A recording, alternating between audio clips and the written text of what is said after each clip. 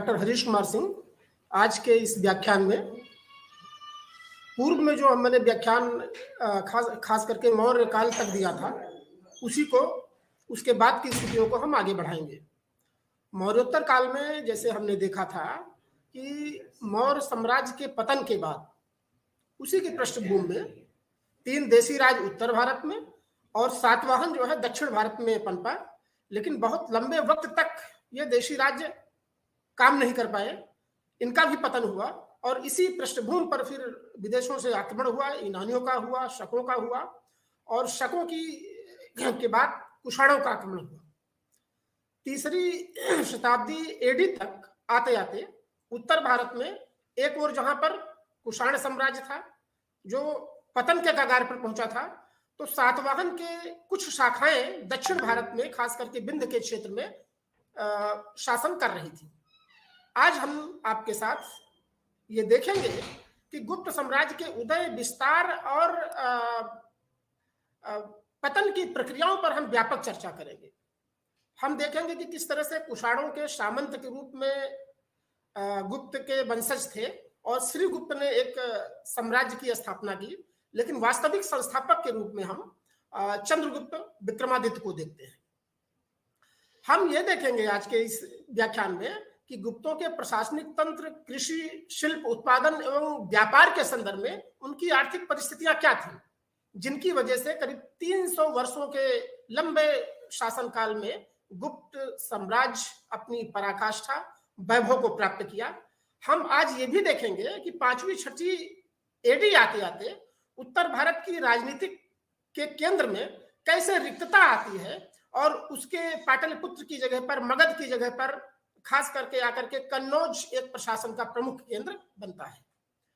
तो सबसे पहले हम देखते हैं कि उत्तर भारत की ये राजनीतिक पृष्ठभूमि क्या थी जिसमें गुप्त साम्राज्य का उदय हो रहा है करीब 319 एडी के आसपास। तो पहली चीज तो ये कि पश्चिमोत्तर भारत में मौर्योत्तर काल में उत्तर में कुषाण राज था और दक्षिण में सातवाहन राज था। कुषाणों का शासन 4वीं एडी से प्रारंभ हो रहा था, लेकिन शक्ति कमजोर हो रही थी। बताते हैं कि गुप्तों के उदय के पूर्व केदार कुषाण जो है कुषाणों के एक छोटी शाखा के रूप में पश्चिमोत्तर भारत में शासन कर रहा था। सातवाहन शासक 3री शताब्दी एडी तक दक्षिण भारत में शासन कर रहे थे। आशा यह है कि इस समय कोई एक बड़ी शक्ति नहीं थी और केंद्रीयकरण की जगह पर विकेंद्रीकरण की प्रक्रिया शुरू हो रही थी गुप्त के पूर्व तक, और इसी का फायदा उठाते हुए श्रीगुप्त ने एक बड़े साम्राज्य का निर्माण किया, मतलब पृष्ठभूमि डाली। और इन राजनीतिक शक्तियों की जगह पर हम देखते हैं कि उत्तर पश्चिमी भारत में 3री एडी तक ईरान में सैसानिकों का शासन आ जाता है और उन्होंने वहां से जो है कुषाण वंश के शासन को उखाड़ फेंका। वह सैसानी धीरे धीरे भारत की तरफ बढ़ते हैं और ये कुषाण के वंशज जो है पश्चिमोत्तर की जगह उत्तर पश्चिम में ये एक छोटी शाखा के रूप में 3री एडी तक विद्यमान थे। ऐसे ही एक नागाओं की शाखाएं थी जो कुषाणों की पृष्ठभूमि पर सौराष्ट्र के आसपास शासन कर रही थी।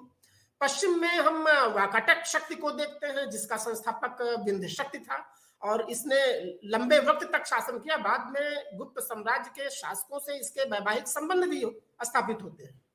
और दक्षिण में हम देखते हैं कि सातवाहन के पतन के पश्चात कर्नाटक में कदम्ब शासन आता है और उसी पृष्ठभूमि में पल्लव वंश आता है जिसके इतिहास को जानने के लिए पर्याप्त पुरातात्विक और साहित्यिक स्रोत इतिहास में विद्यमान है। आगे हम देखते हैं कि वास्तव में कुषाणों के पतन के बाद से लेकर गुप्तों के उदय के पूर्व का काल, जैसा कि मैंने अभी बताया, विकेंद्रीकरण का था। विकेंद्रीकरण में क्या होता है कि केंद्रीय शक्तियां बिखरती हैं, वाणिज्य व्यापार में जगह जगह टोल टैक्स लगते हैं और उसकी वजह से वाणिज्य व्यापार फलता फूलता नहीं है। और जैसा कि मैंने पूर्व में बताया था कि कुषाणों के समय से भूमि अनुदानों की जो परंपरा शुरू होती है, धीरे धीरे सामंती व्यवस्था जाते जाते गुप्त काल तक पूरी तरह से स्थापित हो जाती है। और इन सामंतों को गुप्त शासकों ने पहले तो भूमि अनुदान दिया और फिर उन भूमि अनुदानों पर प्रशासनिक अधिकार भी दे दिया। और ये जो छोटे छोटे सामंत थे धीरे धीरे सशक्त होने लगते हैं और जब तक गुप्त साम्राज्य के प्रतापी शासक रहते हैं, खास करके जैसे हम चंद्रगुप्त प्रथम की बात करें, समुद्रगुप्त की बात करें, चंद्रगुप्त द्वितीय की बात करें, कुमारगुप्त की बात करें, स्कंदगुप्त की बात करें, तब तक तो गुप्त साम्राज्य अपनी आभा को बिखेरता रहता है, साम्राज्य में सुदृढ़ीकरण रहता है। लेकिन जैसे जैसे गुप्त साम्राज्य के ये महान शासकों की श्रृंखला का अंत होता है, गुप्त साम्राज्य स्वयं अपनी उस खास करके सामंतवादी नीतियों की वजह से पतन के कगार पर चला जाता है।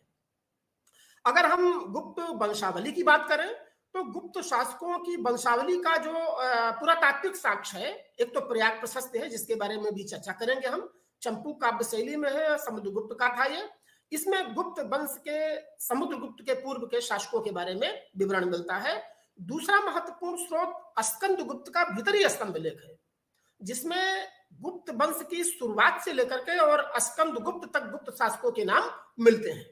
और आदि पुराण में भी जो है श्रीगुप्त का नाम मिलता है, और ये बताते हैं कि आदि पुराण कहता है कि भाई गुप्त वंश के संस्थापक के रूप में श्रीगुप्त था, लेकिन उसकी वास्तविक सत्ता की स्थापना करने का श्रेय चंद्रगुप्त प्रथम को जाता है, और उसका शासनकाल 319 से 35 के आसपास था।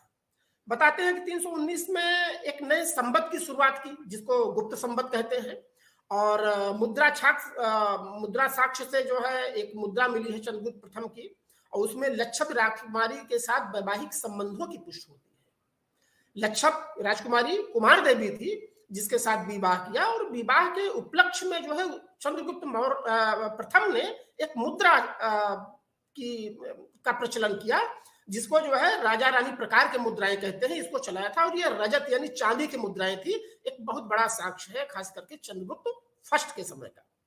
चंद्रगुप्त के बाद समुद्रगुप्त शासन में आते हैं, और समुद्रगुप्त का शासनकाल 335 से 375 एडी के आसपास का है। समुद्रगुप्त के बारे में जानकारी का सबसे अहम जो स्रोत है वो प्रयाग प्रशस्ति है।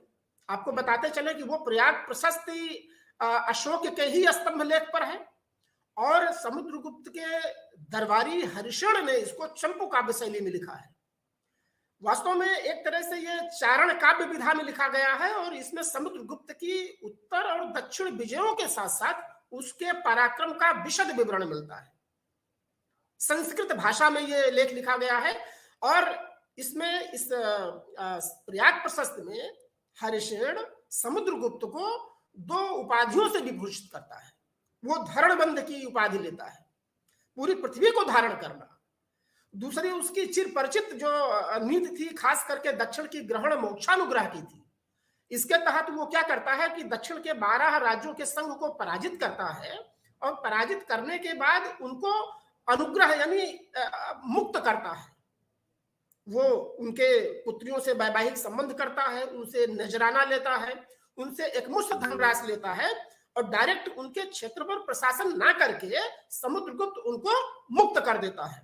अगर बात के शासकों के संदर्भ में समुद्रगुप्त की इस नीति का एक तरह से समालोचना करें तो मुझे लगता है कि बहुत समय के अनुकूल उसकी नीति थी, क्योंकि बाद के शासकों ने, अगर हम दिल्ली सल्तनत के शासकों की बात करें तो मोहम्मद बिन तुगलक ने दक्षिण के राज्यों को डायरेक्ट प्रशासन में अपने तब्दील करने की प्रयास किया, और वो असफल हुआ। विजयनगर और बहमनी साम्राज्य का निर्माण हो गया तुगलक वंश के पृष्ठभूमि पर। तो हम ये कह सकते हैं कि समुद्रगुप्त ने बड़ी सूझबूझ से दक्षिण के 12 राज्यों को पराजित किया, और उनको प्रत्यक्ष शासन में न ला करके उनसे अपनी अधीनता स्वीकार कराई, और जो अपनी धरणबंध का उसका एक विजय घोष था उसको चरितार्थ किया। एडम स्मिथ ने समुद्रगुप्त की इन उपलब्धियों के आधार पर उनको जो है भारत का नेपोलियन कहते हैं। और उसी तरह से देखते हैं हम कि समुद्रगुप्त की प्रयाग प्रशस्ति में जो हरिशण है उसको विजेता, कवि, संगीतज्ञ, विद्या का संरक्षक आदि आदि उपाधियों से विभूषित करता है, और एक ऐसा सिक्का समुद्रगुप्त का प्राप्त हुआ है जिसमें वो बीड़ा बजाते हुए दिखाया गया है। आपको बता दें कि गरुण जो है एक प्रमुख आराध्य देवता थे गुप्त साम्राज्य के, और तमाम गुप्त साम्राज्य के सिक्कों पर जो है, खास करके समुद्र के सिक्कों पर उनके चित्रों का अंकन हुआ है।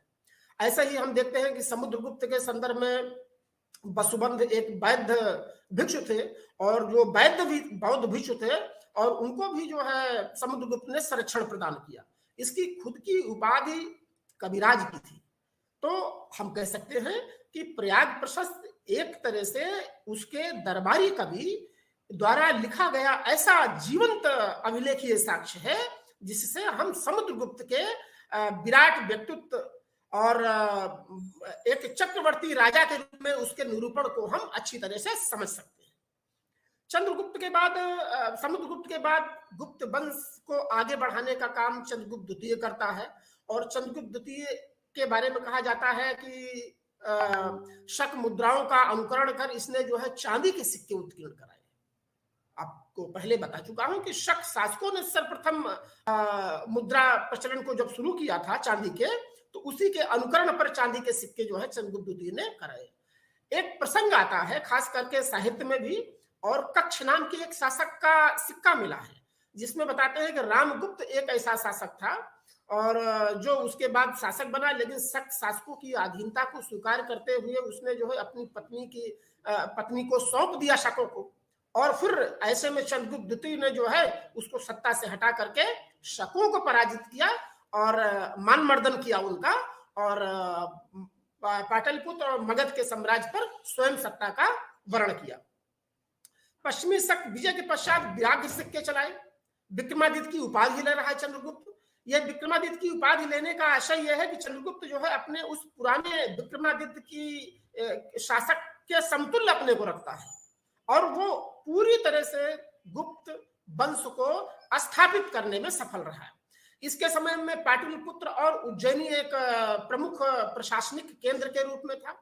जैसा कि हम जानते हैं पाटलिपुत्र तो जीवंत रूप से मगध के उत्कर्ष के साथ से ही चला आ रहा था, और लेकिन चंद्रगुप्त द्वितीय ने पाटलिपुत्र के साथ साथ उज्जैनी को भी एक प्रशासनिक केंद्र के रूप में मतलब अपनाया। और हम देखते हैं कि उज्जैनी और पाटल के पुत्र के बीच में करीब 1500 किलोमीटर का जो अंतराल है, इससे हम समझ सकते हैं कि चंद्रगुप्त द्वितीय का साम्राज्य विस्तार काफी लंबा था। तीसरी चीज हम देखते हैं कि चंद्रगुप्त द्वितीय के बाद समुद्रगुप्त जो है शासन में आते हैं, और समुद्रगुप्त का जो चंद्रगुप्त द्वितीय के बाद जो है कुमारगुप्त शासन में आते हैं, और कुमारगुप्त का एक अन्य नाम महेंद्रादित्य था। 415 से 454 एडी के आसपास कुमारगुप्त का शासनकाल था, और कुमारगुप्त का एक सबसे महत्वपूर्ण जो इसके शासन के समय की बात है कि इसी का एक अभिलेख 62 से प्राप्त हुआ है, और उसमें भी जो है गुप्त शासकों की वंशावली जो है खास करके कुमारगुप्त तक अंकित है। तो इसके पहले जो प्रयाग प्रशस्ति है और कुमारगुप्त, इन दोनों अभिलेखों का मिलान करके हम एक निश्चित कालक्रम खास करके गुप्त वंश के शासकों का निकाल सकते हैं। ये हमें हमारे मतलब ऐतिहासिक ज्ञान के लिए बहुत जरूरी स्रोत है। तीसरी चीज, कुमारगुप्त का एक अन्य अभिलेख मंदसौर से मिला है, जो दरअसल कुमारगुप्त का दरबारी था वत्स भट्ट, उसने जो है इस लेख को लिखा है। उसमें वो जो है कुमारगुप्त के सुव्यवस्थित शासन का विवरण देता है।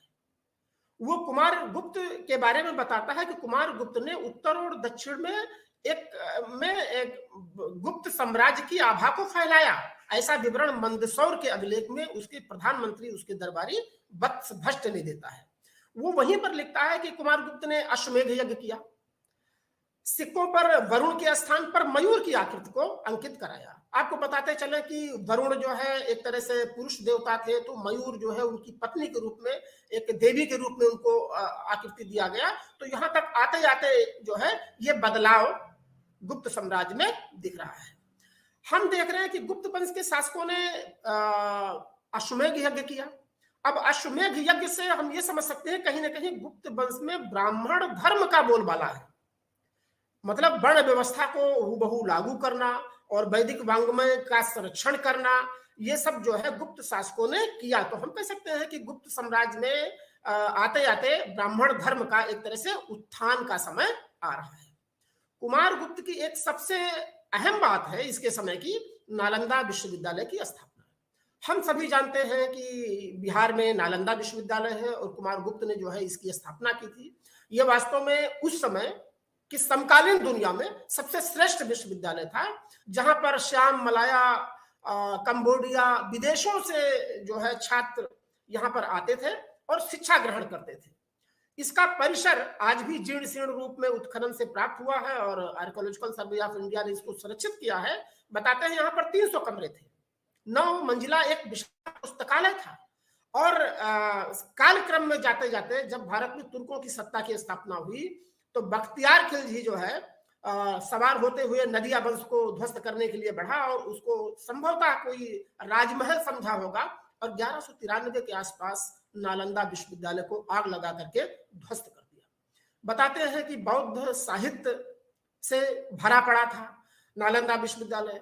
नालंदा विश्वविद्यालय में शोध के साथ साथ जो है तमाम तरह की विधाओं में ज्ञान दिया जाता था। वो सब कुछ एकाएक तुर्कों के आक्रमण के पश्चात ध्वस्त हो जाता है और इतिहास में लिखा मिलता है कि नालंदा विश्वविद्यालय को संरक्षण के तौर पर हर्षवर्धन ने कुछ भूमि अनुदान दिया। खास करके वहां पर जो बच्चे रहते थे अंतःवासी हुआ करते थे, उनके रहने का खाने का पूरा का प्रबंध होता था। धर्मपाल ने उसको भूमि अनुदान दिया। वसुबंधु, धर्मकीर्ति और नागार्जुन यहाँ के छात्र हैं।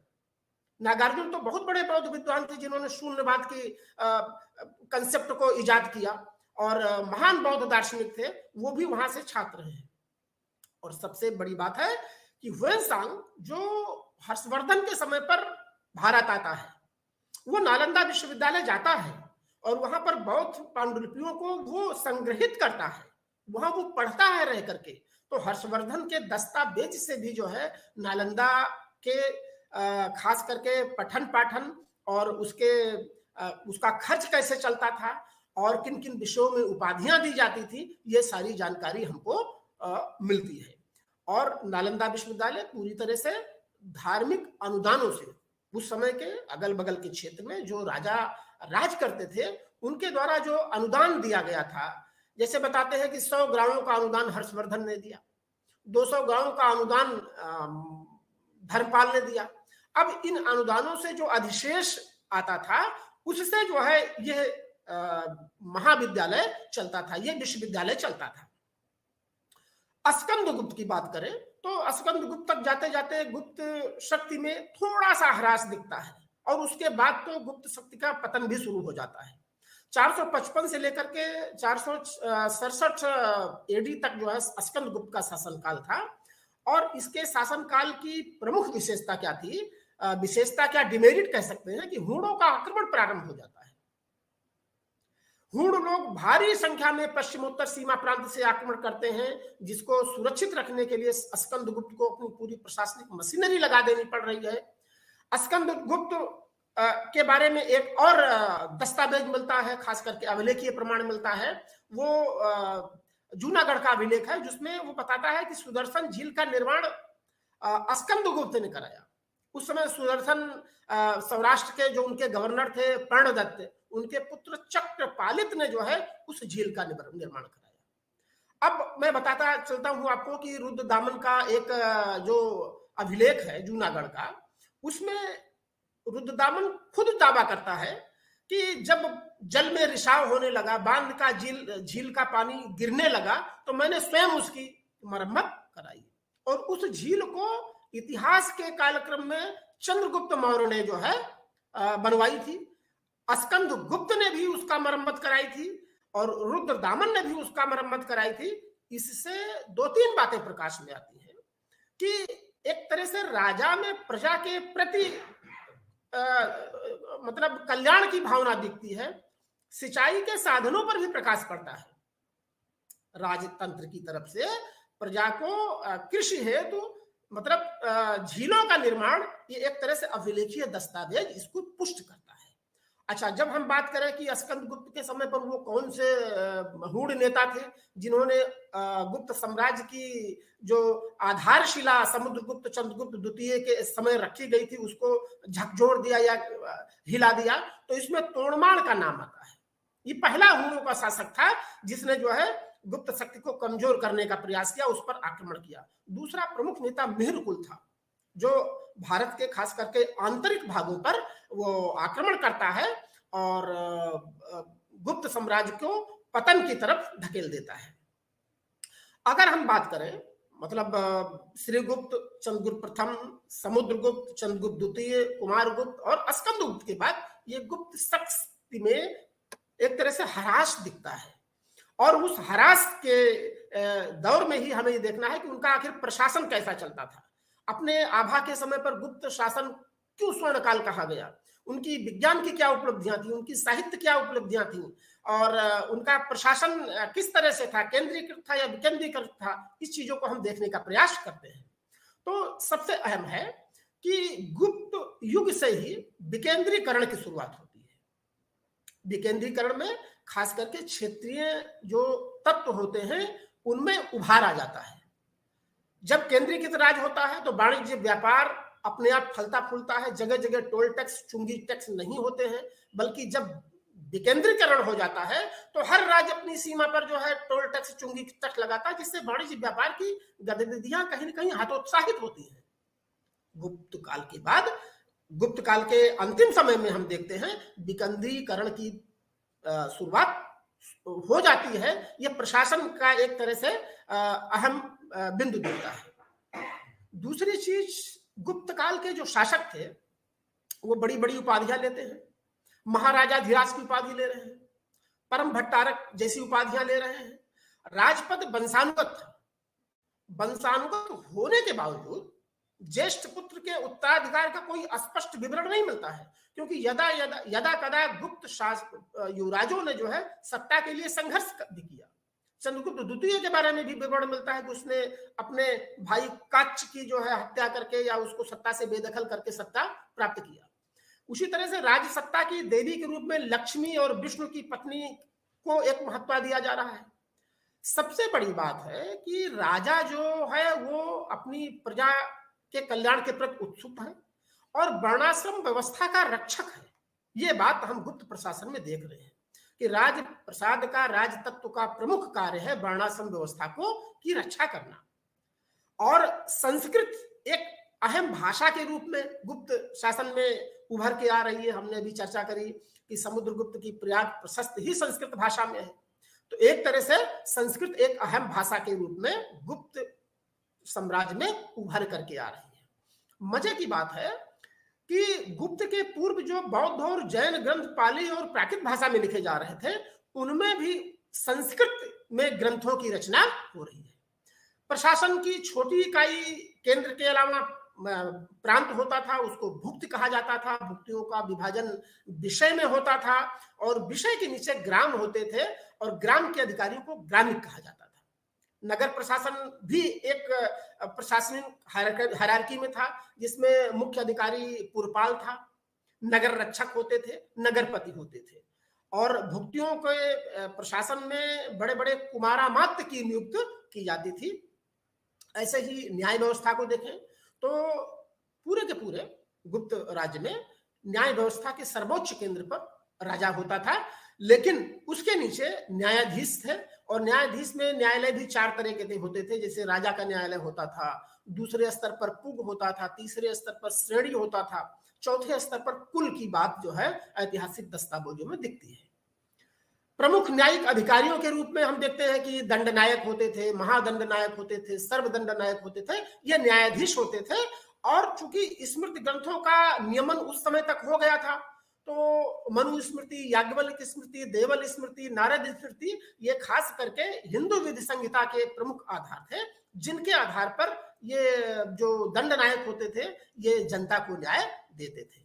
मतलब स्मृतियों के हिसाब से न्याय दिया जाता था। इस युग की सबसे प्रमुख विशेषता थी। अगर हम राजस्व की, रेवेन्यू की बात करें तो ये सही है कि गुप्त काल के अंत तक जाते जाते जो भूमि कर था वो करीब 1/6 था और भूमि कर तो बढ़ा, लेकिन वाणिज्य और टोल टैक्स से जो कर संग्रह होता था केंद्र का, उसमें घटाव आया। इस घटने की प्रवृत्ति के पीछे हम समझ सकते हैं कि गुप्तोत्तर काल के तक जाते जाते जब विकेंद्रीकरण होता है तो वाणिज्य व्यापार की गतिविधियों में कहीं ना कहीं ह्रास हो रहा है और इस ह्रास की वजह से पूर्व में जैसा कि मैंने अभी कुषाण की चर्चा करी थी कि सिल्क रूट पर ये एक छत्र शासन करते थे और उत्पादन में हिस्से के अलावा वाणिज्य व्यापार से इनके राज्य की एक बहुत बड़ी आमदनी का स्रोत होता था।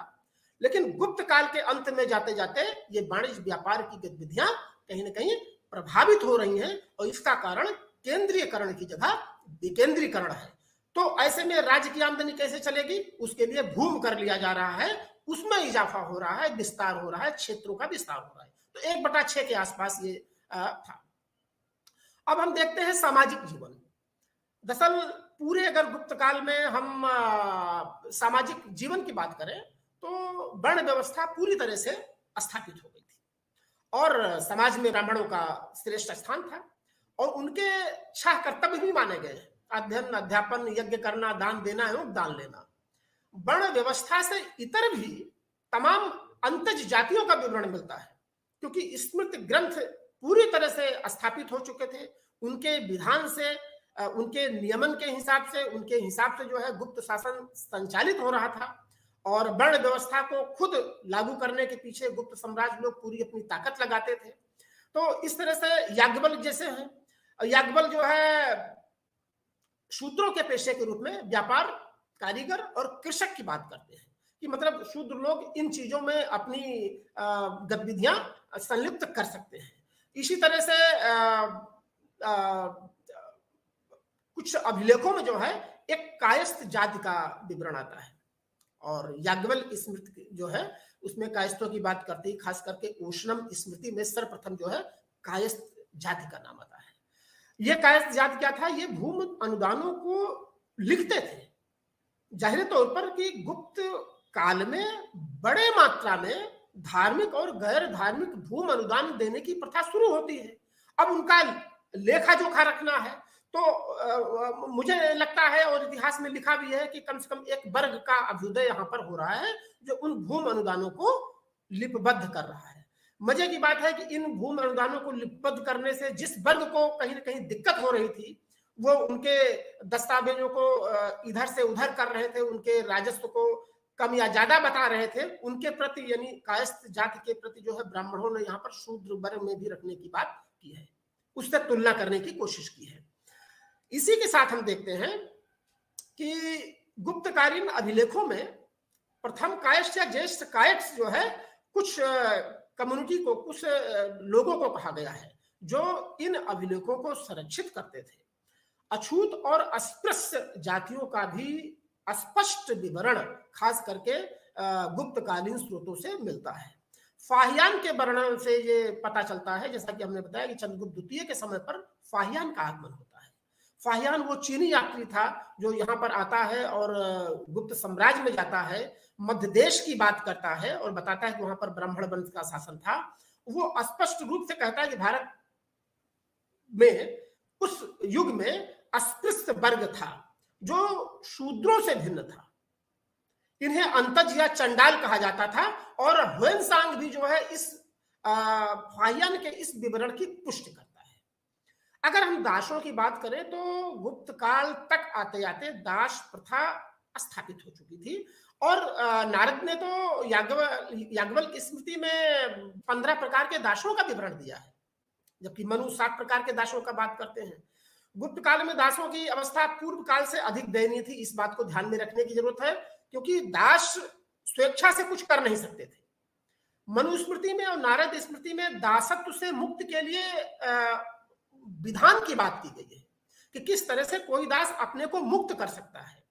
ऐसा ही अगर हम स्त्रियों की दशा की बात करें गुप्त काल में तो हम देखते हैं कि साहित्य और कला में नारी की एक आदर्श स्थिति का विवरण जरूर मिलता है, लेकिन एक्चुअल ग्राउंड में जमीनी तौर पर हम देखते हैं कि नारी की दशा में गिरावट आ रही है। जैसा कि हमने कहा कि सती प्रथा का एक अभिलेखीय साक्ष्य गुप्त युग से ही शुरू होता है, एरण का अभिलेख है। इस अभिलेख में गोपराज की पत्नी अपने पति के मृत्यु के बाद जो है सती हो जाती है। यह बहुत बड़ा अभिलेखीय साक्ष्य है जो गुप्त युग से मिलता है, यानी सती प्रथा के अंश यहाँ पर अभिलेखीय साक्ष्य के रूप में दिखते हैं। स्त्रियों की संपत्ति में सीमित अधिकार था। याज्ञवल्क्य स्मृति कुछ संपत्तियों में जो है स्त्रियों के अधिकारों की पुष्टि करते हैं, लेकिन प्रायः पुरुष प्रधान समाज था। और जब स्त्री शिक्षा की बात करते हैं तो अमरकोश में खास करके स्त्री शिक्षिकाओं के लिए उपाध्याया, उपाध्येय और आचार्य शब्द का विवरण दिया गया है। एक और अहम बात थी कि गुप्त युग में देवदासी प्रथा का भी प्रचलन था। ये तो दक्षिण में बहुत ज्यादा व्यापक दक्षिण के मंदिरों में प्रचलन में था और आधुनिक युग तक ये कामोवेश चलता रहा। आज की स्थिति में वहां पर देवदासी प्रथा नहीं है, लेकिन गुप्त काल में देवदासी प्रथा का प्रचलन था और इसका उल्लेख कालिदास के रचनाओं में, खास करके मेघदूत में और पुराणों में मिलता है। तो हम कह सकते हैं कि देवदासी प्रथा गुप्त साम्राज्य में थी और मंदिरों में जो है बाल कन्याओं को मंदिरों को सौंप दिया जाता था एक तरह से, और वहां पर वो भक्ति में लीन होकर के पूजा अर्चना किया करती थी। नारद एवं पराशर स्मृति में विधवा विवाह का समर्थन किया गया है, लेकिन ध्यान रखना है कि गुप्त काल के अंत तक आते आते विधवा की स्थिति दयनीय हो गई थी। मुंडन संस्कार होने लगा था और संपत्ति से बेदखल होने लगा था। तो दरअसल जब हम सती प्रथा की बात करते हैं, जो खास करके राजपूत काल तक आते आते बड़ी व्यापकता ले ली थी, तो इसके पीछे एक तर्क ये भी दिया जाता था कि बाल विवाह होता था और बाल विवाह के बाद जब बालिकाओं के या बच्चों के मृत्यु की दर ज्यादा होती थी तो विधवाएं भी बाल हो जाती थी, और ऐसे में संपत्ति के अधिकार से बेदखल करने के लिए सती प्रथा के कंसेप्ट को एक तरह से मजबूती मिलती है। ऐसा कुछ इतिहासकारों ने ये सवाल उठाया है कि संपत्ति से बेदखल करने के लिए बाल विधवाओं को सती के लिए विवश किया जाता था। यानी जो प्रथा इस कुत्सित रूप से समाज में अभिलेखीय साक्ष्य से पल रही थी, उसको इन मान्यताओं ने कहीं न कहीं व्यापकता दी और बाद के वर्षों में इसको जो है सती प्रथा को राजा राममोहन के समय, बेंटिंग के समय पर एक तरह से मानवीय अपराध घोषित किया गया और इस पर बैन लगाया गया। अगर आर्थिक रूप से देखें कि वास्तव में पूरे गुप्त शासन काल में आर्थिक गतिविधियां कैसे चल रही थी, हम पहले चर्चा कर चुके हैं कि वास्तव में गुप्त काल एक तरह से सामंतीय व्यवस्था के उभार का समय है, और सामंतीय व्यवस्था में एक हायरार्की होती है, पिरामिड होती है। वहां पर क्या होता है, ऊपर राजा होता है, उसके नीचे छोटा राजा होता है। तो मतलब राजा सीधे प्रजा पर शासन नहीं करता है, बल्कि अपने सामंतों पर शासन करता है, और वो सामंत जो है प्रजा से सीधे जुड़े रहते हैं। प्रजा से ज्यादा सारोकार सामंतों का होता है। प्रजापति के प्रति लगाव और उनके गतिविधियों को ज्यादा प्रभावित राजा की अपेक्षा सामंत करते थे, और राजा सामंत पर शासन करता था। तो आर्थिक रूप से हम देख रहे हैं कि विकेंद्रीकरण की गतिविधियां कहीं न कहीं को सामंती व्यवस्था एक तरह से सपोर्ट कर रही है, और इस ऐसे में आर्थिक विकेंद्रीकरण का एक युग दिखाई पड़ता है। इसमें जैसे बृहद संहिता की बात करते हैं, वो फसलों के 3 स्वरूप की बात करता है, और वो कहते हैं कि वर्षा पर ही ज्यादातर फसलें जो है निर्भर हुआ करती थी। सिंचाई के प्रबंध की बात मैंने जैसे चर्चा करा कि सुदर्शन झील का निर्माण राजा करा रहा है, और उसके पीछे कहीं न कहीं प्रजा कल्याण की भावना, यानी उत्पादकता को बढ़ाने का एक तरह से चेतना राजा में दिख रही है। इसी तरह से इत्सिंग कहता है कि चावल और जो प्रमुख फसलें थीं, और कालिदास ईख तथा धान की खेती का उल्लेख करते हैं। इसी तरह से गुप्तकालीन जीवन में हमें फाहियान ये बताता है कि आर्थिक उपयोगिता की दृष्टि से भूमि के कई प्रकार थे। उसमें जैसे क्षेत्र, खेती के लिए उपयुक्त भूमि थी, वास्तु थी, खिल थी, अपराध थी, और चारागाह था जहां पर जानवर चरते थे। ऐसे ही अमरकोश जो गुप्त काल की एक प्रमुख रचना है, उसमें जो है 12 प्रकार की भूमि का विवरण मिलता है। सिंचाई का सर्वोत्तम साधन झील था। स्कंदगुप्त का जो जूनागढ़ अभिलेख है उससे सुदर्शन झील का विवरण मिलता है, और सिंचाई के साधनों में राजा कहीं न कहीं सपोर्ट कर रहा है, ये विवरण मिलता है। उत्पादन में और वाणिज्य व्यापार में वस्त्र उद्योग एक प्रमुख उद्योग था। कपड़े का निर्माण इसका समय होता था, और अमरकोश में खास करके कताई, बुनाई और रंगाई की तमाम विधाओं का विवरण जो है अमरकोश की रचना में मिलता है। इसी तरह से हम देखते हैं कि हाँ, एक बात देखना है कि गुप्त काल तक आते आते जो सिल्क रूट पर भारत का जो एक आधिपत्य था वो पूरी तरह से समाप्त हो गया था, और वाणिज्य व्यापार एक लंबी दूरी में ना होकर के छोटे छोटे आर्थिक जोन में बट गया था। इससे इस गतिविधियों को कहीं ना कहीं वाणिज्य व्यापार की गतिविधियों को एक तरह से कमजोर करती हैं। और व्यापक मात्रा में स्कंदगुप्त के बाद जो है मुद्रा का प्रचलन नहीं मिलता है और वाणिज्य व्यापार विनिमय पर चलने लगता है। इससे लगता है कि कहीं ना कहीं एक तरह से बिखराव हो रहा है। आर्थिक विकेंद्रीकरण के तहत वाणिज्य व्यापार की गतिविधियां हतोत्साहित हो रही हैं। ऐसा ही एक मंदसौर का अभिलेख मिला है, उसमें रेशम बुनकरों की एक श्रेणी मिली है।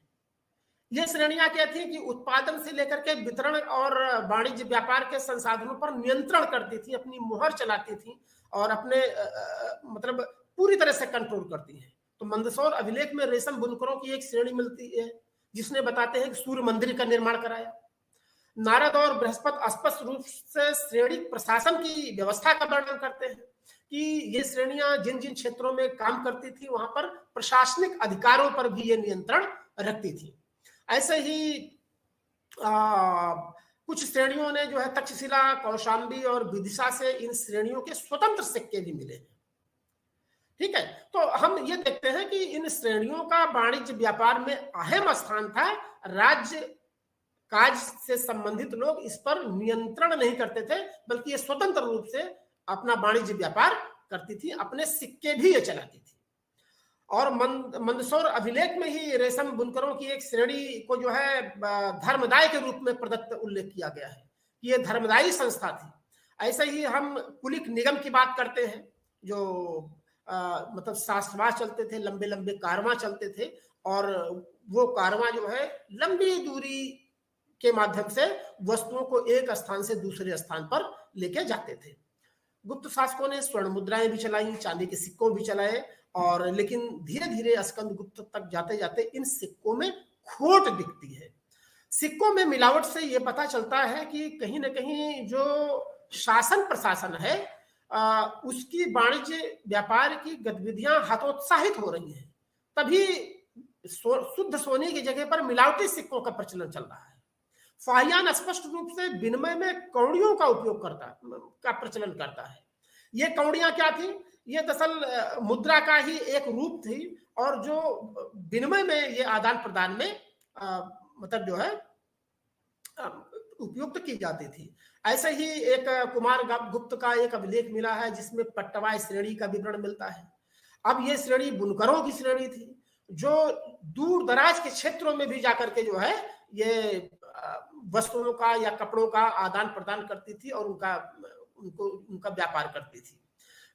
विदेशी व्यापार को अगर देखें तो इस समय तक आते आते दो महत्वपूर्ण परिवर्तन आते हैं। जैसा कि मैंने पहले अभी चर्चा करी कि सिल्क रूट के बंद होने से रोमन व्यापार की गतिविधियों में मतलब ह्रास दिख रहा है। और दूसरी बात यह है कि दक्षिण भारत के तीनों प्रसिद्ध बंदरगाह जो थे, खास करके मुजरिस और अरकामेड और कावेरीपट्टनम, ये इस समय थे, लेकिन बाह्य देशीय व्यापार गतिविधियां यहां पर संचालित नहीं हो पा रही है, या हम कहें कि पूर्व की तरह से वो उनका जो व्यापारिक रुझान है वो भारत के व्यापार के पक्ष में नहीं दिख रहा है। इसी तरह से सिंघल द्वीप की बात आती है, श्रीलंका की, तो बताते हैं कि बिचौलियों के माध्यम से व्यापार अब भी जारी था, लेकिन जो है भारत के पक्ष में व्यापार की स्थिति नहीं रह गई थी। ताम्रलिप्त एक प्रमुख बंदरगाह था। ये सारी चीजें अब हम देखते हैं कि गुप्त शासकों की धार्मिक स्थिति क्या थी। हम पूर्व में बता चुके हैं कि गुप्त काल ब्राह्मण धर्म के पुनरुत्थान का काल माना जाता है और ब्राह्मण धर्म के वैष्णव और शैव रूपों का यहाँ पर एक तरह से निरूपण हो रहा है। इस काल में हिंदू धर्म के तीन एक तरह से अगर कहें पक्ष जो है विकसित हो रहे हैं। मूर्ति पूजना जो है उपासना का केंद्र बन रही है और यज्ञ की स्थान पर उपासना को प्रमुखता दिया जा रहा है और वैष्णव और शैव धर्मों का समन्वय दिख रहा है। अगर इतिहास में गुप्तों के पूर्व की स्थिति को हम देखें तो दरअसल कुषाणों के समय पर देव मूर्तियों की स्थापना होती थी। हमने चर्चा करा था कि भाई चीन के संपर्क में आकर के कुषाण शासकों ने जो है देव मूर्तियों की स्थापना की थी, लेकिन गुप्त काल तक आते आते पूरी तरह से मूर्ति जो है उपासना का केंद्र बिंदु बन गई और मूर्तियों की स्थापना के लिए गर्भगृह स्थापित किया जा रहा है, मंदिर बन रहे हैं और उसमें प्राण प्रतिष्ठा हो रही है, और यज्ञ की जगह पर उपासना पद्धति ले लिया। जैसा गीता में जो है वैष्णव और अवतारवाद का जो कंसेप्ट है वो पूरी तरह से गुप्त काल के धार्मिक मनोवृत्ति में दिखता है, और वैष्णव और शैव धर्मों का समन्वय यहाँ पर दिख रहा है। तो हिंदू धर्म के जो प्रमुख दो संप्रदाय थे, खास करके वैष्णव और शैव, तो वैष्णव तो गुप्त राजाओं का राजाश्रय प्रदान किया। आप देखते हैं कि विष्णु की मूर्ति और समुद्रगुप्त खुद जो है वीणा वादन करते हुए अपने को दिखाता है। ऐसे ही मैत्रेयी की जो है लक्ष्मी की मूर्ति बन रही है। परम भागवत धर्म को जो है विशेष स्थान खास करके इस गुप्त काल के धार्मिक मान्यताओं में स्थान मिल रहा है। और चंद्रगुप्त तथा समुद्रगुप्त के सिक्कों पर विष्णु के वाहन गरुड़ का अंकन हो रहा है। गरुड़ मुद्रा के उदाहरण गाजीपुर जिले के भितरी नामक स्थान से प्राप्त होते हैं। भगवत गीता में जिस वैष्णव धर्म का प्रतिपादन हुआ है, अवतारवाद का जो उपदेश मिलता है, वह गुप्त शासकों ने उसको स्वीकार किया। स्कंद गुप्त के जूनागढ़ अभिलेख में गुप्त का एरण अभिलेख मिलता है, और यहां पर जो है विष्णु की स्तुति दिखाई जा रही है। हम कह सकते हैं कि गुप्त काल में वैष्णव धर्म संबंधी सबसे महत्वपूर्ण जो अवशेष है देवगढ़ का दशावतार मंदिर है। झांसी में स्थित है ये। इसका पूर्व का नाम केशवपुर था, और दशावतार मंदिर में जो है भगवान विष्णु शेष सैया पर जो है विश्राम करते हुए उनका चित्रांकन किया गया है। कहने का मतलब कि वैष्णव देवताओं को मूर्ति के रूप में स्थापित करके और उसको भव्य मंदिर का स्वरूप देना गुप्तकालिक धर्म की प्रमुख विशेषता थी। अगर शैव धर्म की बात करें तो वो भी गुप्त काल में स्थापित हुआ, और खास करके इसमें शिव के दोनों रूपों का, मानव आकार का रूप और शिवलिंग के रूप में शिव की पूजा का प्रचलन गुप्त काल में दिखता है। तो हम कह सकते हैं कि हिंदू वांग्मय में जो त्रिमूर्ति का कंसेप्ट है, ब्रह्मा विष्णु महेश का, तो ये जो है गुप्त काल में आकर के स्थापित हो रही है, और त्रिमूर्ति के अंतर्गत ब्रह्मा विष्णु और महेश, जिसको शिव कहते हैं, इनकी पूजा का प्रचलन गुप्त काल में शुरू हो रहा है। अगर देखें हम तो गुप्त काल में वैष्णव और शैव धर्म को एक तरह से राजराश्रय मिल रहा है और हिंदू धर्म का पुनरुत्थान मिल रहा है, लेकिन इसके बावजूद कहीं भी बौद्ध धर्म के प्रति जो है तिरस्कार की भावना कहीं नहीं दिख रही है। क्योंकि फाहियान जब चंद्रगुप्त द्वितीय के समय पर यहाँ पर आता है तो अपने विवरण में वो लिख छोड़ता है वो कि नालंदा में एक प्रसिद्ध बौद्ध विहार थी, और इत सिंह जो है लिखता है कि यहाँ पर जो है गुप्त शासकों ने जो है भूमि अनुदान उसके संरक्षण के लिए दिया था। इसी तरह से माध्यमिक योगाचार के खास करके असंग ने जो है इस गुप्त काल में ही जो है योगाचार विज्ञानवाद की नींव डाली, जो बौद्ध धर्म का एक संप्रदाय था। और वसुबंध, मैत्रेय, नाय, दिन्नांग आदि महान दार्शनिक थे बौद्ध धर्म के, जो खास करके गुप्त शासकों के संरक्षण में ही फले फूले। और योगाचार दर्शन का तो गुप्त काल में अत्यधिक विकास हुआ, हम सभी जानते हैं। जैन धर्म जरूर कुछ सीमित क्षेत्रों तक सीमित था, जैसे कैहोम के लेख में जो है स्कंद गुप्त का काल में भद्र नामक एक जैन का विवरण मिलता है, जो 5 जैन तीर्थकरों की मूर्तियों की स्थापना करता है। अब सबसे महत्वपूर्ण है गुप्त काल का जो कला और साहित्य है, जिसके आधार पर आधुनिक लेखन में गुप्त काल को स्वर्ण काल भी कहा गया है। तो कला की और साहित्य की दृष्टि से भारतीय इसका इतिहास में गुप्त काल को हम स्वर्ण काल कह सकते हैं, क्योंकि स्थापत्य एवं चित्रकला के क्षेत्र में एक तरह से चरम का काल था।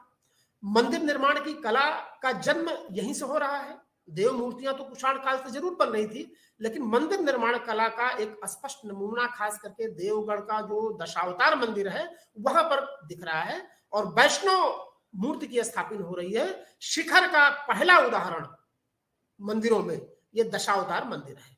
शिखर युक्त मंदिरों का निर्माण गुप्त काल की सबसे महत्वपूर्ण विशेषता थी, और खास करके इस काल के मंदिरों में छोटी ईंटों और पत्थरों का प्रयोग किया गया था। भीतर गांव का मंदिर जो है बताते हैं कि लक्ष्मण मंदिर है, जो जहां पर ईंटों का प्रयोग किया गया है। इसी तरह से गुप्त काल में गुहा मंदिरों में ब्राह्मण गुहा मंदिर और बौद्ध गुहा मंदिर दोनों महत्वपूर्ण है। भूमरा का जो शिव मंदिर है, तिगवा का विष्णु मंदिर है, ऐसे ही देवगढ़ झांसी का दशावतार मंदिर है, उदयगिर में विष्णु मंदिर है, भीतरी में ईंटों का मंदिर है, नालंदा में बौद्ध विहार की स्थापना हो रही है। ये सब जो है मतलब बौद्ध गुप्त स्थापत्य कला के अद्भुत नमूने हैं। और सबसे बड़ी बात है कि अजंता तथा बाघ की जो गुफाएं हैं उसमें गुप्त काल में खास करके अजंता में 16, 17 और 19 जो गुफाएं हैं, ये नंबर हैं, ये गुप्त काल की मानी जाती हैं कार्बन डेटिंग के आधार पर। और इनसे जो है पता चलता है कि गुप्त काल में ये कला अपने उत्कर्ष तक पहुंची थी। अजंता की गुफाएं महाराष्ट्र में स्थित हैं और इनकी संख्या करीब 27 के आसपास है। ऐसा ही गंगा और यमुना की मूर्ति का भी जो है इस समय पर चित्रांकन किया जाता है। बराह की प्रतिमा जो है धन्य विष्णु ने स्थापित किया, ये विवरण गुप्त काल में दिखाई पड़ता है। और अगर साहित्य की बात करें तो गुप्त काल में कालिदास एक महान विद्वान थे और जिन्होंने रघुवंशम, अभिज्ञान शकुंतलम जैसी महान रचनाएं लिखी और उसमें जो है गुप्त काल के जो शासक हैं उनका विशद विवरण छोड़ रखा है। तो इस दृश्य से भी जो है ये एक तरह से क्लासिकल यानी श्रेष्ठ युग दिखाई पड़ता है। विज्ञान के क्षेत्र में कई नाम हैं। गुप्त काल में देखा जाए तो शून्य के सिद्धांत का और दशमलव प्रणाली का विकास दिख रहा है। आर्यभट्ट ने सर्वप्रथम जो है शून्य के सिद्धांत का विवरण दिया। पृथ्वी अपनी धुरी पर रोटेट करती है, ये सबसे पहले आर्यभट्ट ने ही ये मान्यता दी थी और शून्य का आविष्कार आर्यभट्ट ने ही किया था। इसी तरह से प्रमुख गणितज्ञ में जो है बारामीर का नाम आता है, भास्कर प्रथम का नाम आता है, जिन्होंने जो है गुप्त काल के मतलब इन वैज्ञानिक उपलब्धियों को अहम स्थान दिया था। तो अगर हम कहें कि भाई गुप्त काल को स्वर्ण काल क्यों कहते हैं, तो अगर 3 चीजें ले लें। पहले प्रशासन ले लें कि प्रशासन के रूप में गुप्त काल के शासकों ने उत्तर और दक्षिण भारत के बृहद क्षेत्रों पर शासन किया। उत्तर भारत में ही राज्यों के संघ के साथ समुद्रगुप्त ने युद्ध किया और दक्षिण के शासकों को भी जो है 12 संघों को युद्ध में पराजित किया। और धरणबंदी और ग्रहण मोक्षानुग्रह, कृतस्य पृथ्वी विजय जैसी बड़ी बड़ी उपाधियां ये धारण कर रहे हैं। इसका आशय यह है कि गुप्त साम्राज्य के उत्कर्ष के समय पर इन शासकों ने एक बड़े क्षेत्र पर जो है शासन लागू किया और अपनी प्रशासनिक नीतियों को जमीनी स्तर पर लागू किया। अब इसका नतीजा क्या निकल रहा है कि इससे जो आर्थिक अधिशेष आ रहा है उससे गुप्त काल में, जैसे चंद्रगुप्त द्वितीय के समय में बताते हैं 9 दरबारी रत्न थे, उसमें जो है चिकित्सा से लेकर के विज्ञान से लेकर के लेखक और वो अंतरिक्ष शास्त्र के ज्ञाता सभी लोग थे। बारामीर थे, आर्यभट्ट थे, अमरकोश थे, इसी तरह से असंग थे, वसुबंध थे। तो इस तरह से तमाम लेखकों को राजाश्रय मिल रहा है। समुद्रगुप्त खुद अपने को कविराज कह रहा है। चंपू काव्य शैली का जो प्रयाग प्रशस्ति है वो जीवंत दस्तावेज है जो उसके एक महान राजा होने के लिए उसका खुद का साक्ष्य है।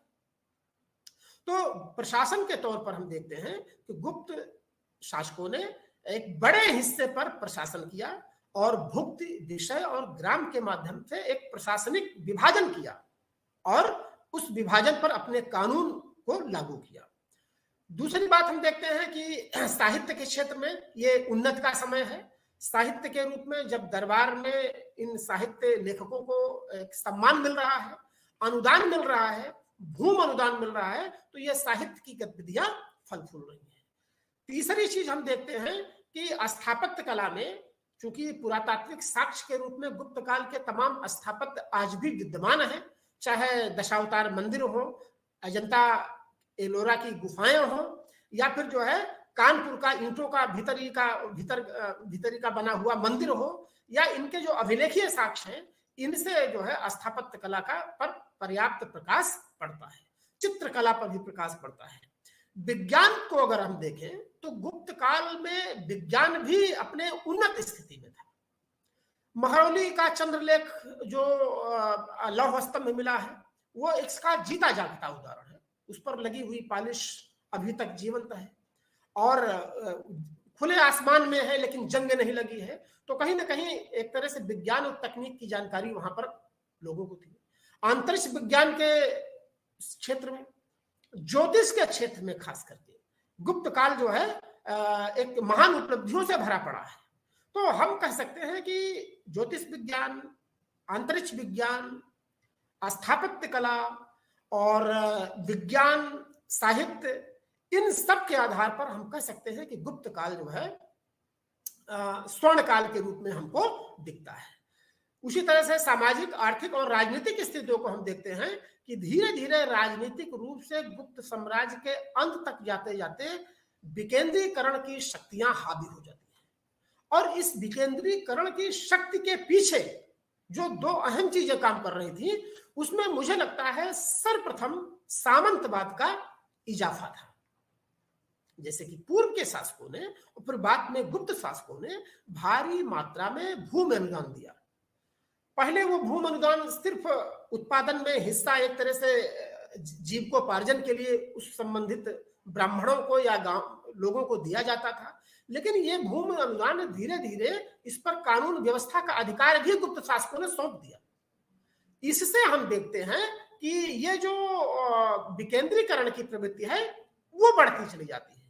ये सामंत धीरे धीरे जब प्रशासन भी करने लगे तो अपने क्षेत्र के से सीधे सारोकार हो गया, और बाद में जब कमजोर गुप्त शासक हुए तो उनको ये क्षेत्रीयता के मोह में आकर के केंद्रीय शक्ति को चुनौती देने लगे, और फिर गुप्त साम्राज्य का एक तरह से विघटन हुआ। आपको बताते चले कि गुप्त साम्राज्य की पृष्ठभूमि पर ही उत्तर भारत में हर्षवर्धन का उदय हो रहा है, यानी वर्धन साम्राज्य को उदय हो रहा है। और ये वर्धन साम्राज्य में हर्षवर्धन एक प्रमुख शासक था, जिसने जो है गुप्त साम्राज्य के विघटन के पश्चात उत्तरी भारत में एक राजनीतिक विकेंद्रीकरण के युग में एक कुछ समय के लिए, कुछ कालक्रम के लिए सत्ता का केंद्रीकरण किया। लेकिन वो केंद्रीकरण अब पाटलिपुत्र यानी मगध के से हट करके कन्नौज के आसपास आ जा रहा है। और हर्षवर्धन की पूर्व की राजधानी थानेश्वर थी, लेकिन बाद में जो है उसने कन्नौज को अपनी राजधानी बनाता है। 7वीं सदी तक आते आते पाटलिपुत्र का एक तरह से अवसान हो रहा है, और पाटलिपुत्र की आभा की जगह पर कन्नौज का उत्थान हो रहा है, क्योंकि गुप्त साम्राज्य पूरी तरह से बिखर चुका था। और उसके ही जीर्ण शीर्ण स्थान पर खास करके वर्धन वंश का साम्राज्य उत्तर भारत में कन्नौज को केंद्र बना करके आगे बढ़ रहा है। और कन्नौज यानी हर्षवर्धन के समय तक आते आते पूरी तरह से सामंतवाद हावी हो गया था। हम कह सकते हैं कि हर्षवर्धन सबसे बड़ा सामंत था, और उसके बाद पिरामिडीय रूप से सामंतवाद की तमाम श्रेणियां काम कर रही थी। हर्ष के शासनकाल में जैसे बाणभट्ट है, तो बाणभट्ट पर्याप्त प्रकाश डालता है। नागानंद, रत्नावली, ये हर्ष की खुद की रचनाएं हैं, जिससे उसके युग पर प्रकाश पड़ता है। फाहियान हर्ष के दरबार में आया था, और प्रयाग मोक्ष परिषद जो हर्षवर्धन आयोजित करता था प्रयाग में, उसका वो जीवंत दर्शक था, और अपने विवरण में होनसांग इस बात को छोड़ रखा है। अगर हम हर्ष के साम्राज्य को नियमित करें तो हम देखते हैं कि कश्मीर को छोड़ करके नर्मदा नदी के तट में पूर्व से लेकर गंजाम से लेकर के पश्चिम में वल्लभी तक जो है हर्ष का क्षेत्र फैला था। और बताते हैं कि हर्ष ने चीन को भी अपने दूत भेजे।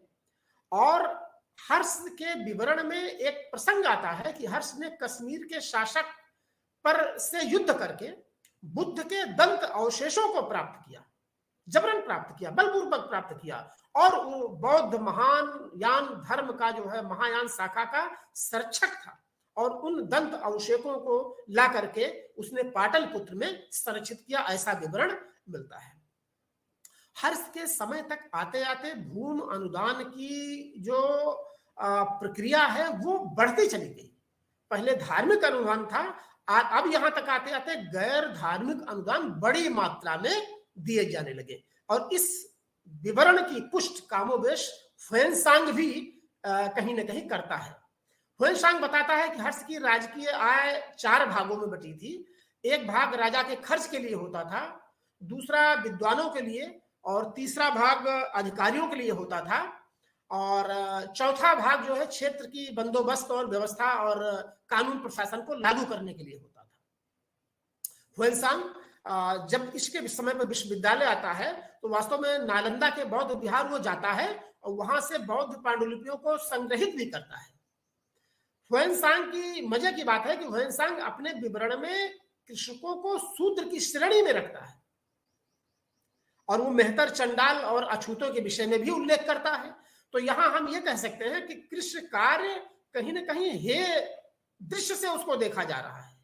अभी भी उच्च वर्ग कृषि की तरफ जो है संलग्न नहीं है, बल्कि कृषि का जो भारी भरकम कार्य है वो शूद्र वर्गों को उसके अधीन माना जा रहा है। यद्यपि वैश्य वर्ग कृषि की तरफ झुकाव रख रहा है और स्मृत ग्रंथ में वैश्यों को कृषि कार्य करने की छूट दी जा रही है। इसी तरह से हम देखते हैं कि हर्ष के समय पर जो है बाणभट्ट, मयूर दिवाकर और ह्वेनसांग जैसे 3 महत्वपूर्ण विद्वान हैं जिनको हर्ष ने अपने दरबार में संरक्षण प्रदान किया। और ये बात सही है कि हर्ष ने दक्षिण में अपना साम्राज्य विस्तार नहीं किया है। क्यों? क्योंकि दक्षिण में बतापी का एक महान शासक था पुलकेशिन, और वो बतापी अभिलेख में लिख छोड़ा है कि मैंने हर्ष को एक युद्ध में जो है नर्मदा के तट पर पराजित किया और दक्षिण आने से उनको रोका। यद्यपि पुलकेशिन के इस विवरण का हर्ष और उसके दरबारी कवियों ने कहीं भी उल्लेख नहीं किया है, इसलिए इसको हूबहू मानना स्वीकार नहीं किया जा सकता। लेकिन हम इस निष्कर्ष पर पहुंचते हैं कि पुलकेशिन का बदामी का जो अभिलेख है वो कहीं न कहीं हर्ष की दक्षिण में विस्तार की मंशा पर रोक लगा रहा है। ये चीजें यहां से प्रमाणित हो रही हैं। और हर्ष के प्रशासन में अवंत युद्ध और शांति का अधिकारी होता था। ये विवरण जो है उस समकालीन साहित्य में मिलता है। जैसे हम कहते हैं सिंहनाथ एक सेनापति के रूप में था, कुंतल अश्वसेना का प्रधान था, स्कंदगुप्त जो है हस्त सेना का प्रधान हुआ करता है, सामंत और महाराज जो है नागरिक शासन के प्रमुख हुआ करते थे। वह सूर्य, शिव और बुद्ध का उपासक था। इस बात की जो है पर्याप्त साहित्यिक साक्ष्य मिलते हैं। महामोक्ष परिषद का आयोजन हर्ष के समय पर ही 5वीं महामोक्ष परिषद का आयोजन प्रयाग में होता है। और एक और बड़ी बात है कि समकालीन साहित्य में यह विवरण मिलता है कि मतलब हर्ष के समय पर प्रयाग में अपने जीवन का अंत करने के लिए तमाम सन्यासी जल समाधि लेते थे। जल समाधि से अपने जीवन का वो अंत करते थे। अब इस जो है अपने शरीर को अंत करने का, मोक्ष पाने का जो तरीका है उसको हम संलेषणा से भी तुलना कर सकते हैं, जो जैन धर्म का सिद्धांत था।